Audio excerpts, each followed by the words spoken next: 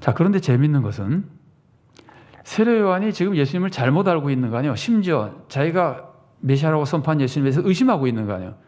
우리로 치면은 굉장히 심각한 문제가 생긴 거죠. 그런데 그럼에도 불구하고 예수님은 지금 용서하시고 받아주시는 분이잖아요. 세례 요한이 의심하는 세례 요한까지도 예수님은 다 받아주십니다. 그래서 이런 약점에도 불구하고 예수님은 세례 요한에 대해서 여인이 낳은 자 중에 가장 큰 자라고 칭찬해 주시는 겁니다. 누가복음 7장 28절 말씀 제가 인용해 놨는데 봉독해 드리겠습니다. 내가 너에게 말하노니 여자가 낳은 자 중에 요한보다 큰 자가 없도다. 그러나 하나님의 나라에서는 극히 작은 자라도 그보다 크니라 하시니. 그래서 여기서 우리가 몇 가지 짐작할 수 있는 것은 뭐냐면은 요한이 지금 시험에 들었어요. 그런데 시험에 들었어도 완전히 시험에 빠져서 죄악으로 빠져가는 것이 아니라 시험에 들었어도 시험을 이기고 믿음을 지키면은 여전히 하나님의 귀한 자녀고 하나님의 귀한 사역자로 인정을 받는다는 겁니다. 요한의 모습이 그겁니다. 시험에 지금 들었지만 요한은 예수님을 안 믿는 곳으로 간 게 아니라 의심했다가 다시 예수님을 믿거든요. 믿음을 지켰거든요. 그래서 예수님은 요한을 인정하고 요한은 지금도 우리들에게 굉장히 위대한 주님의 사역자로 인정받고 있는 겁니다. 그래서 여기서 우리가 한 가지 배울 수 있는 것은 시험에 들어도 의심했어도 믿음을 버리지만 않으면 됩니다. 믿음을 지키면 됩니다. 그러면 여전히 우리는 하나님의 구원받은 자녀며 하나님의 사역자로 하나님의 뜻을 이루어드리는 사역을 감당할 수 있습니다. 요한이 시험 받았다가도 원래의 모습을 지킬 수 있었던 것을 우리는 뭐 얼마든지 더 시험에 더 많이 들 수 있는 사람들이잖아요. 그래서 시험에 들어도 낙심하지 말고 마음에 의심이 생겨도 그것 때문에 너무 죄책감 가지지 말고 믿음을 지키면 됩니다. 자, 그 다음에 중요한 모습이 예수님과 가까울수록 위대한 사역자라는 겁니다. 세례 요한이 나타나기 전에 여자가 낳은 자 중에 위대한 사람이 얼마나 많습니까?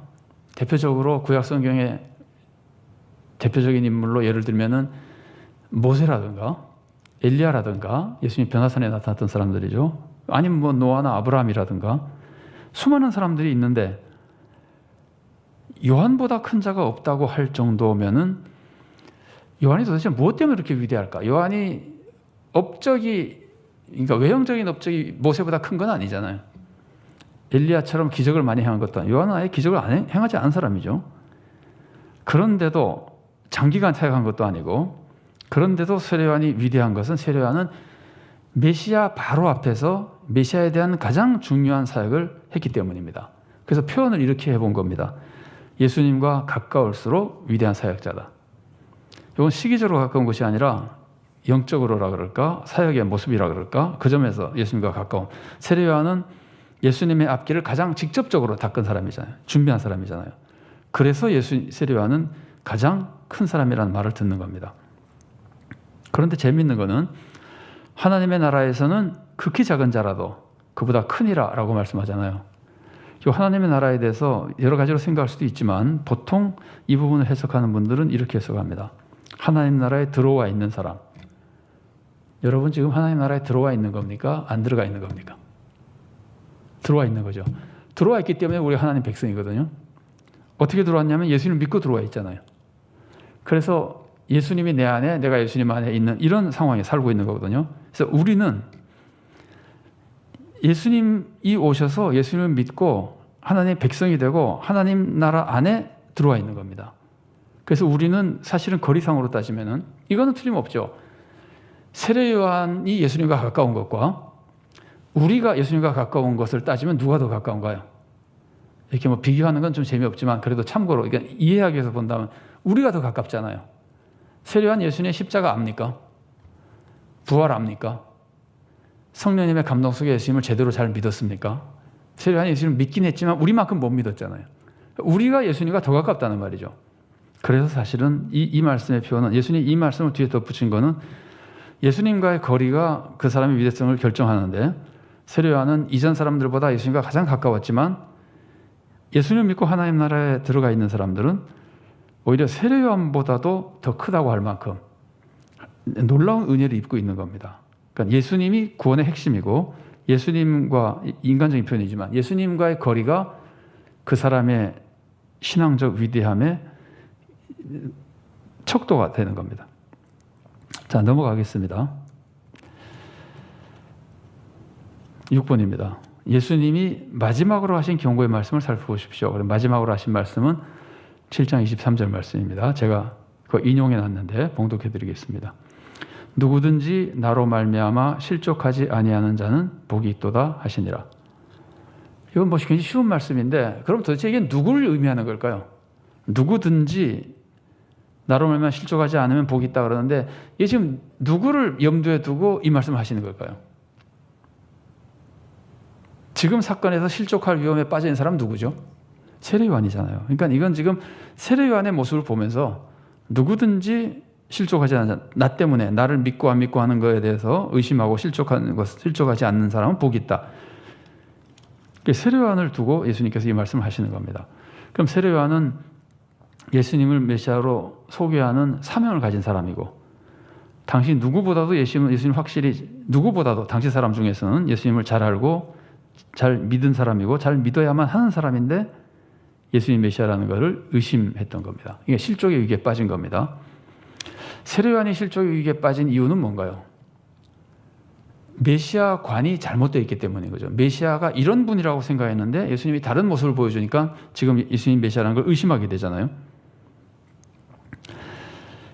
이 모습에서 예수님 세례요한의 잘못된 메시아 상에 있어서 중요한 것은 제가 지금까지 강조한 대로 예수님이 심판을 하는 분이냐 아니냐의 문제입니까? 심판의 시기가 언제냐의 문제입니까? 세례요한의 문제는 심판의 시기의 문제죠.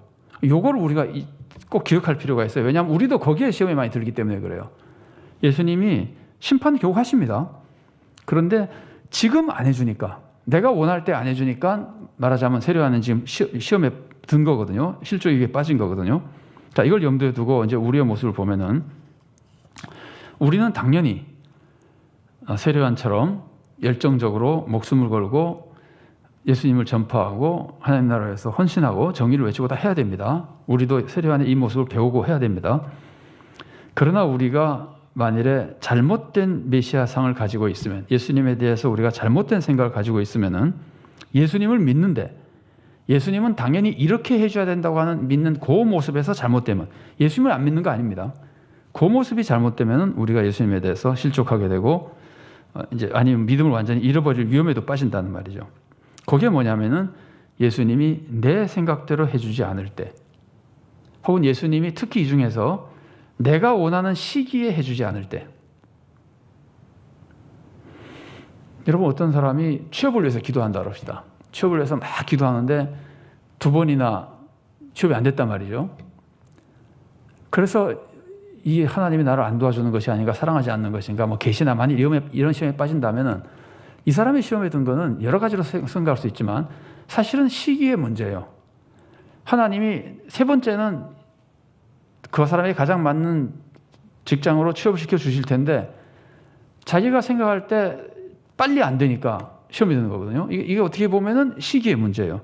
우리의 시험 중에서 굉장히 많은 것이 시기의 문제입니다. 왜 지금 안 고쳐줍니까? 지금 안 도와줍니까? 왜 그때까지 안 도와줍니까? 이제 이런 것들이거든요. 그래서 넓게 보면은 내 생각대로 해주지 않을 때 시험 들지만 좀 좁게 세례요한의 모습과 비교해 보면은 시기를 믿지 않을 때 하나님의 시기가 있다고 하는 거. 우리가 설교 말씀 들을 때 그런 말씀 많이 들으시잖아요. 하나님의 때에 하나님이 주시는데 우리는 하나님의 때를 기다리지 못하고 시험이 들 때가 많다. 이런 말씀 많이 듣잖아요. 그러니까 우리는 예수님을 믿을 때 예수님을 철저하게 믿는다고 하는 것은 예수님의 방법을 믿는 것이고 예수님의 시기를 믿는 겁니다. 하나님의 때를 믿는 겁니다. 그 시기를 받아들여서 내 뜻대로 내가 원하는 때 되지 않아도 여전히 믿음을 지키면은 그것이 실족하지 않는 것이고 그렇게 믿음을 지킨 사람들에게 하나님의 때에 하나님의 정의가 세워지고 하나님의 축복이 임하게 되는 겁니다. 자, 예수님의 공생의 모습과 재림하실 때 모습을 비교해 보면은 지금 이게 핵심이기 때문에 반복적으로 나오는데 공생의 기간에 예수님은 온유하고 겸손하십니다. 용서와 구원을 베풀어 주십니다. 말할 수 없이 포용해 주십니다. 그러나 재림 때는 심판자로 오십니다.